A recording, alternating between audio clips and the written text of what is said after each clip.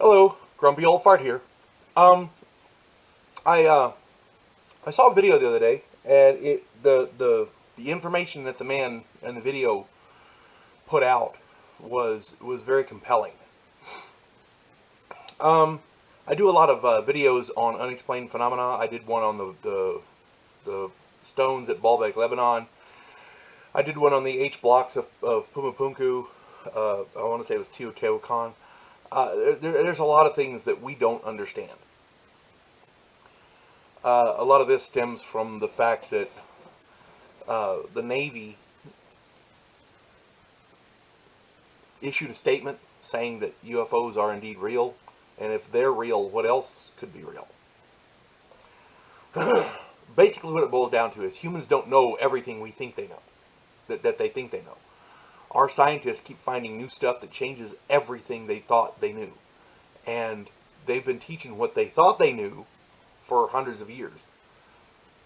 In schools, decades, in schools and things like that. They teach what they know, but then what they know turns out to be wrong. There's a place in Turkey called Göbekli Tepe. It's a big religious site. I talk about it in some other videos. It pushes the dawn of man back 5,000 years. And things like that boggle the mind, because when a scientist says they know for a fact that blah blah blah blah, you gotta take a step back and think about it, because they don't know everything they think they know. All right, this man, his name is Michael Cremo. He wrote a book called Forbidden Archaeology. He has in his book sourced evidence. Now, again, I'm not saying I believe everything he says, but a lot of what he says makes sense. Because when you look at Baalbek, Lebanon, our ancestors did that according to these anthropologists and archaeologists, scientists.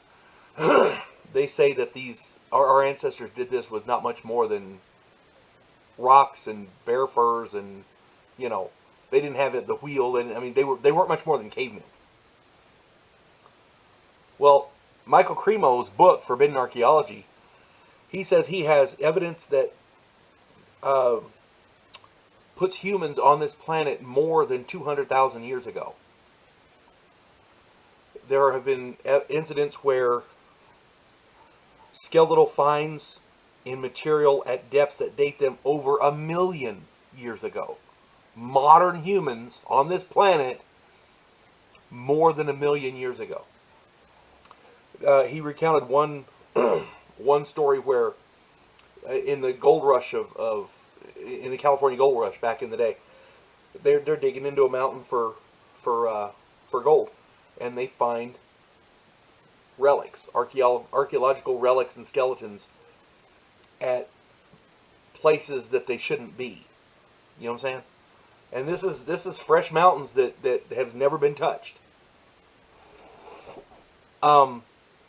If this happened once or twice or even a half dozen times, you could say, well, circumstances. Someone was in a cave and the cave collapsed on them, or someone fell into a crevasse and then later got covered up. That kind of thing.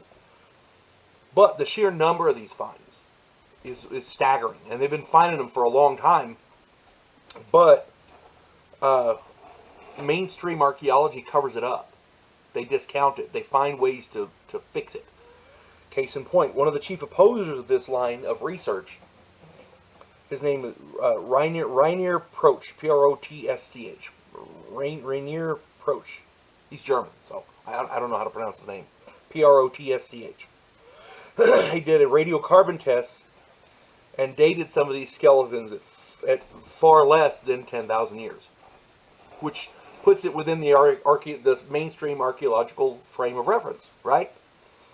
However, Proch was later found to have falsified many radiocarbon dates and was forced to resign his position. So this guy was found out to be a liar. Okay? Now, again, I don't believe everything that's in this book. I've not read the book. I've watched the video. This guy seems very credible. He's got sources. And this isn't just him saying it. He recounts stories and reports from different archaeologists all around the world. Okay, so this isn't an American thing. This isn't just with one country.